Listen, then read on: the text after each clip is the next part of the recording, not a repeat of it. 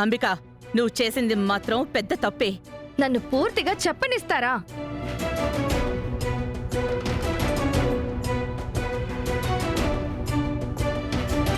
ఏం చెప్తావు అత్తయ్య? చెప్పు. రే, ఆ ఎంప్లాయీస్ నీ కోసం మన కంపెనీ కోసం కష్టపడి పని చేస్తారా, లేక డబ్బు మనుషులో తెలుసుకుందామని నేనే సుభాష్కి ఆ క్యాష్ ఇచ్చి పంపించాను. వాళ్ళు చాలా మంచివాళ్ళని, వాళ్ళు చాలా నిజాయితీగా ఉంటారని వాళ్ళ గురించే చెప్తున్నాను. ఈలోపు నువ్వు వచ్చావు.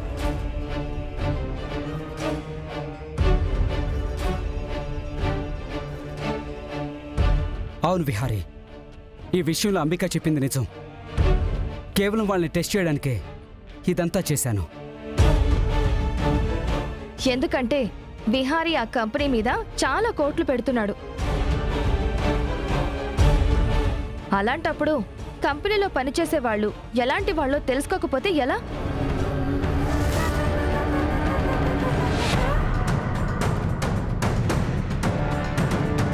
నువ్వు చేసింది మంచి పనేనే, కానీ ఈ విషయం అందరికీ చెప్పి చేయాల్సింది. అక్క, అందరికీ చెప్పి ఇలాంటి పనులు చెయ్యలేమక్కా.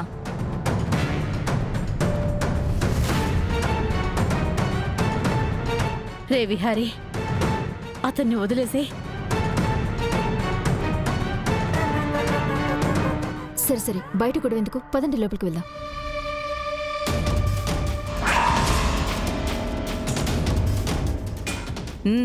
పద్దు, నాన్న కోపంగా ఉన్నాడు. నాన్నని కూల్ చేయి. నేను కూల్ చేయాలా? అబ్బా, లోపలికి వెళ్ళమని చెప్పు. అన్నీ నేనే చెప్పాలా? నువ్వు పెద్ద సొద్ద ముద్దు పద్దు. విహారీ, నువ్వు లోపలికి వెళ్ళరా.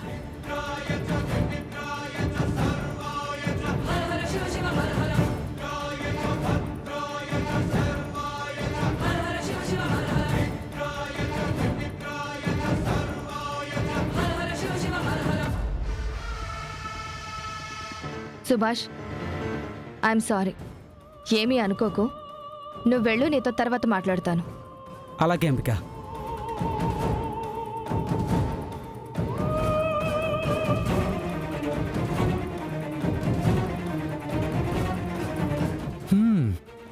మరదలు బాగానే కవర్ చేసినట్టుంది.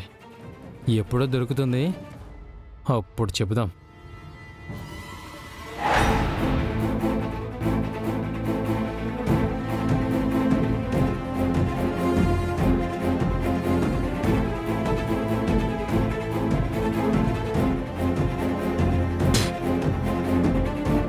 నువ్వేనా నా ఏరియాలో నా దందాన్ని తొక్కేస్తూ వ్యాపారం చేసేది?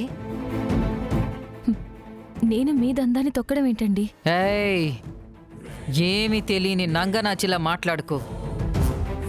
నువ్వే కదా కొట్టు కొట్టు తిరుగుతూ స్నాక్స్ తయారు చేసి నా వ్యాపారాన్ని డౌన్ చేయాలని చూస్తుంది. నా వ్యాపారం నేను చేసుకోవడం మీ బిజినెస్ ని డౌన్ చేసినట్టు ఎలా అవుతుందండి?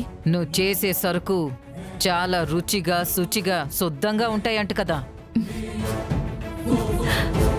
మీరు చేసేవి రుచిగా శుచిగా ఉండవా? ఏయ్, ఏంటే నాకే ఎదురు చెప్తున్నావు? ఎదురు చెప్పట్లేదు, సింపుల్ థియరీ చెప్తాను వినండి. మీరు చేసేది ఏదైనా క్వాలిటీతో హైజీనిక్గా చేస్తే నాకంటే మీ స్నాక్సే ఎక్కువగా అమ్ముడుపోతాయి. మీరు ఆ పని చేయకుండా నన్ను బెదిరిస్తే ఏమవుతుంది? మీరు ఒక ఆడమనిషే కదా, మీరు మాత్రం బిజినెస్ చేసుకోవచ్చు. మరో ఆడమనిషి చేస్తే మాత్రం ఇలా బలవంతంగా తీసుకొచ్చి భయపెడతారా? ఏంటే ఈ వడ్డీల శకుంతలతోనే ఎదురుగా మాట్లాడుతున్నావు? మీరు చేసేది తప్పు అయితే తప్పు అని చెప్పడంలో తప్పే ఉంది. మీరు చేసే వంటకాలు బాగుంటే అందరూ మీకే ఆర్డర్ ఇస్తారు, లేకపోతే నాకు ఆర్డర్ ఇస్తారు. రేపు నేను సరిగ్గా చేయకపోతే మంచిగా చేసే వాళ్ళకే ఆర్డర్ ఇస్తారు. మీరు వ్యాపారం చెయ్యాలంటే ఫస్ట్ మీరు క్వాలిటీ మెయింటైన్ చెయ్యాలి, లేకపోతే వ్యాపారం చేయడం మానుకోవాలి. అంతేకాని మంచిగా చేసేవాళ్ళని బెదిరించడం సరైన పద్ధతి కాదండి. మీకు నిజంగా దమ్ము ధైర్యం ఉంటే క్వాలిటీలో నాతో పోటీ పడండి. అంతేకాని ఆడవాళ్ళు అయ్యుండి సాటి ఆడదాన్ని ఇబ్బంది పెట్టడం మీకు పెద్దరికం కాదు. మీకున్న ఈ పేరుని నాలాంటి చిన్నవాళ్లతో పెట్టుకుని పోగొట్టుకోవద్దు. ఇలాంటి వాళ్ళ మాటలు వింటే మీ పేరే పాడైపోతుంది. నేనొక చిరు వ్యాపారిని అంతే. మీరు వడ్డీల శకుంతల గారు. నాతో మీకు పోటీ ఏంటండి? కొంచెం మంచిగా తయారు చేస్తే నాలాంటి వాళ్ళు మీకు పోటీనే కాదు, దాని మీద ఫోకస్ చేయండి. శకుంతల గారు, ఏమైనా ఉంటే ఇలా రౌడీల్ని పంపించడం కాదు, నాకు కబురు పెట్టండి, నేనే వస్తాను. నాకు చాలా పనుంది, వస్తాను.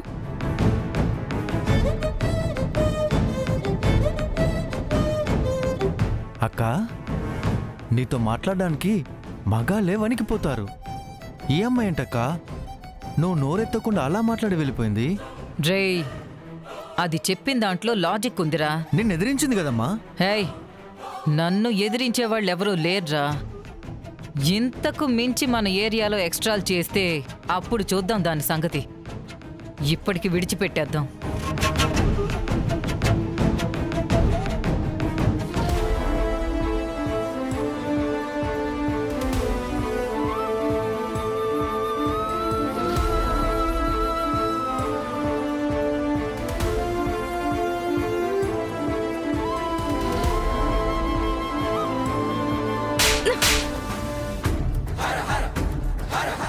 ఏంటంబిక, మీ విహారి నా కాలర్ పట్టుకొని అవమానిస్తే నువ్వు కొట్టి మరీ అవమానిస్తున్నావా?